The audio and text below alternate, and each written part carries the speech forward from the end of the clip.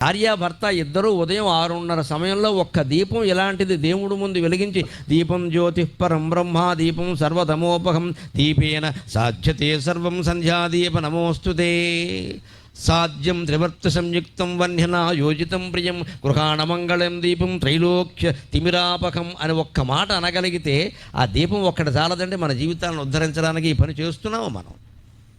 9 వరకు నిద్ర లేవకపోతే ఇంట్లో శుభాలు జరగమంటే ఎలా జరుగుతాయండి?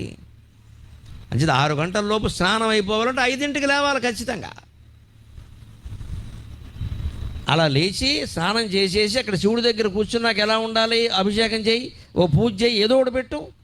ఓ ఉద్ధర నీళ్లు పోయలేవా శివలింగం మీద? దీనికి మట్టి లింగమా, బంగారు లింగమా, వెండి ఈ చేదస్తమే నేను తరచుగా ఏదో ఒక లింగం పెట్టక్కడ ముందు. మేము ముట్టుకోవచ్చా, ముట్టుకోకూడదా? భగవంతుడిని ముట్టుకోకూడని వాడు ప్రపంచంలో ఎవడూ లేడు. భగవంతుడు ముట్టుకోని వాడు కూడా ప్రపంచంలో ఎవడూ లేడు.